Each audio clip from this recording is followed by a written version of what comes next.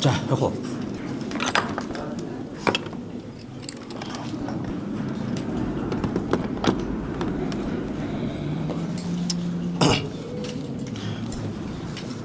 За, Монголын маш олон залуучууд их бүтээлчээр хөдөлмөрлөдөг ажилладаг салбар бол IT, мэдээллийн технологи. Тэгээ энэ үйлдвэрлэлийг дэмжих тухай хууль гээд 2 жилийн өмнө баталсан, хэрэгжиж өгдөггүй засгийн газрууд хэрэгжүүлдэггүй удсан 3 дугаар сарын 27-нд ерөнхий сайд Зандан шатарт хандаад асуулга хөргүүлсэн. Яагаад амлцсан хуулиа хэрэгжүүлэхгүй энэ IT хийж байгаа залуусууд боломжийг олохгүй байна вэ гэд. Тэгээд энэ ерөнхий сайд хөргүүлсэн асуулгын хариуг хүлээж авлаа. Монгол улсын сайд засгийн газрын хэрэглэх газрын дарга Б Инх Баяр гэсэн ийм албан бичиг бол авсан. Энэ асуулгыг Зол Жаргал, Анар, Галбадрах, Мөнхбат, Соронзон бол гэдэг энэ 5 гишүүн гар үсэг зураад хөргүүлсэн байгаа. За тэгээ ингээ хариултуудыг нь юу яасан бэ гэхээр мэдээллийн технологийн үйлдвэрлэлийг дэмжих хэрэгтэй байна. Тэгжээж монголчууд энэ 3 дахь зах зээл дээр гарна, залуучууд хөгжинэ. Тэгэхээр яаж хөгжих вэ гэхээр нэгдүгээр мэдээллийн технологиг дэмжихийн тулд энэ салбарын төлж байгаа татврын нь 40%-ийг буцаа дэмжигт нь ашиглая гэдэг хуулийн заалттай нэгч хэрэгжээгүй. Хоёрдугаарт нь нөгөө тусгай сангууд байгаа. Төрийн сангууд. Тэр сангийн 5%-ийг энэ IT-д зарцуулъя. Тэгээд IT болоод дэвшилтэд технологийн хөгжүүлж байгаа хүмүүст ийм тусламж дэмжлэг байдлаар олгох тийм заалтууд байгаа. Тэр нь бас хэрэгжээгүй.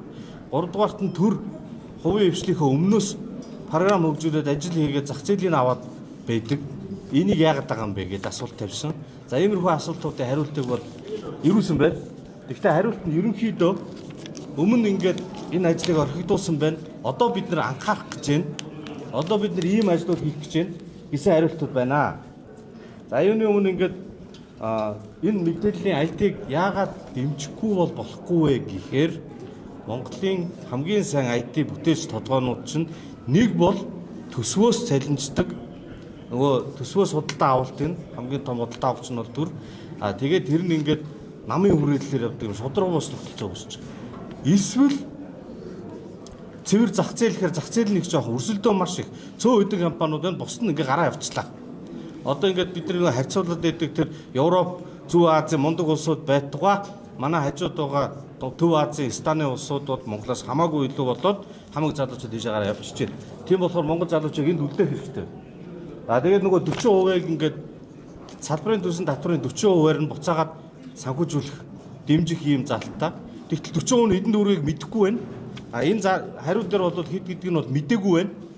Гэхдээ энийг бид нар хэдэн төгрөг болохыг нь тогтоогоод ингээд төлөвлөх боломжийг бүрдүүлээд байна. Одоо удахгүй хийнэ гэсэн байна. За их юм шиг байна. Хоёрдугаарт нь нийгмийн даатгалын шимтгэлийг төснийг нь буцаад нөхөө олох ёстой. Тэгсэн энэ болохоор нийгмийн даатгалын ерөнхий хууль дээр засвар хэрэгтэй юм байна. Гэт ингэж байгаад байгаа 2 жил бас одоо бас дахиад адилхан хариулт аваад байна. Тэгэхээр энийг аль заалтыг өөрчилж байгаа гэдгийг асуудлаа мэдж байгаа засгийн газар хуулийн төслийг олсоод өргөмөрмөр байна. За 3 дугаарт нөгөө тусгай сангууд байгаа. Нийгмийн даатгалын сангийн ганц захин хөгжлийн харилцаа холбооны яам бол хоорондоо яриад шийдэж болно гэж бол үзсэн. Гэтэл энэ ингээ хоорондоо мэдээлэл солилцоо шийдэх асуудал нь бас л хоцроод байна. 5-аас доошгүй хувийг нь энэ IT бол дэмжлэг болгож зарцуулах хэрэгтэй байгаа юм. Тэгээд энэ сангуудынхаа тэр хооронд нь шилжүүлэг барьдаг журам юмыг нь хурдан хийгээч гэсэн одоо бид нар хийх гэж байна. Тэгээ хууль тогтоомжийн сандыг мөн боловсруулж байна. Ингээ хариуглаа. За нааштай нэг арай шийдсэн зүйл нь юу гэхээр зэрэг энэ мэдээллийн технологи гэдэг юмыг төсөв дээр тийм тусгай ангилал байдаггүй. Тэгэхээр цахим систем гэдэг ангилалтай болоод тэгэхгүй бол хэдэн төгрөгөөр юу аваад байгаа бид нар мэдэхгүй шүү дээ. Хоёрдугаарт нь одоо өдөр болгон та бүхэн сонсож байгаа кибер халдлага болоод байна. Аюулгүй байдал чухал байна гэдэг. Кибер аюулгүй байдлыг хангахад ямар хамгаалалт авч байгаа хэдэн төгрөг зарцуулж байгаа бас мэддэггүй. Тийм болохоор төрийн удаан авалтан дээр кибер аюулгүй байдлын эдийн засгийн тусгай ангилалтыг бас оруулж өгсөн. Тэгэхээр энэ хоёр ангилал бол 25 онд инновац захин бодлогын байнгын хороонд дээрээс санал гаргаад нэлээд шахаж шаардсан ямар ч хэлсэн гарч ирсэн байна. Одоо энэ жилийн төсөөс эхлээд тодорхой энэ дээр заах хэрэгтэй. Хэдэн төгрөгөөр юу авах гэж байгаа? Дими юм аваад байгаа юм, эрэгтэй юм аваад байгаа юм уу? хэрэгтэй юм авч чадахгүй ангилан байхгүй байгаа дээ. Тэр кибер аюулгүй байдлын тэр анхаарал тавих тэр зах зээлийн дэмжихэд бас хэрэг болох юм аа гэж. Ийм хоёр зүйл дээр бол ямар ч бидний хийсэн ажлын үр дүн бол гарч байна. За тэгэхээр эндээс дүгнэлт хэлэхэд 2 жилийн хуулийн хэрэгжлийг хүлээчлээ. 3 дахь сайдынхаа нүрийг үзэж байна. Шинэ сайд, номын сайттай бол уулзсан. Засгийн газрын тэргүүн ерөнхий сайд минь өөрийн салбарыг манлайлж нэлийн анхнаас нь авч гарч ирсэн хүн. Тийм болохоор энэ дээр анхаарлаа хандуулаад одоо энэ хариун дээр бид нар хийх гэж байгаа бэлдэж байна гэдэг асуудлуудыг нэгнгүү жагсаагаад засгийн газрын тогтоол гаргаад энэ асуудлуудыг эрчимжүүлэх тухай гаргаад ингээд яаралтай хэрэгжүүлэхгүй бол шилний цаанаас марвжаа харсаар хагаад Монголын IT-ийн бүтээж толгоонууд гарч яваад дуслаа. Арай гайгүй хөл дээр тогтсон хэдэн компаниуд нь л үлдэж байна. Тэгээ нөгөө талдаа энэ төрийн худалдаа авалт төр содрог бос зүйл бол их байгаа. Энэ тал дээр бас тусдаа мэдээлэл бол явж байгаа. За иймэрхүү зүйлийг бол та бүхэндээ хэлэх байна. Тэгээд энэ ирсэн хийн гэсэн ажлуудыг амлалт болгож тогтоол гаргах, юу хийх шаардлагатай талаар салбарын яам сайдд нь одоо хүсэлт шаардлага өргүүднэ. Тэгээд дээрэс нь инновац цахим бодлогын дэд хороо улсын хурал дээр байгаа анар гишүү ахалж байгаа бас асуулгыг хамт тавьсан. Тэгэхээр энэ хорон дээр бид нар бас дуудаж мэдээлэл авъя.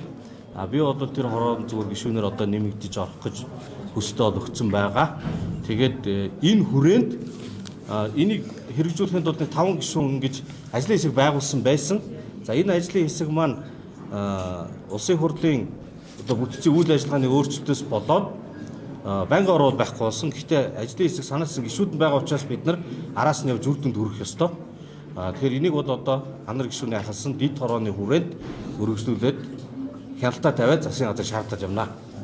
За тэгээ IT салбарын залуучууд энэ дээр бас та бүхэн анхаарлаа хандуулаарай. Бүгдээрингийн онлайн дээр ил тавьчин тэгээ санал бодлыг сонсно. Салбарын төлөөлөл болсон холбооны хүмүүс тэгээ энэ мэрэгжлийн IT-чдод бол бас өнөөдөр энэ мэдээлэл хийхэд хамт одоо санаа бодлоо илэрхийлж ингэж хамт мэдээлэл хийлээ. Баярлалаа. Яг одоо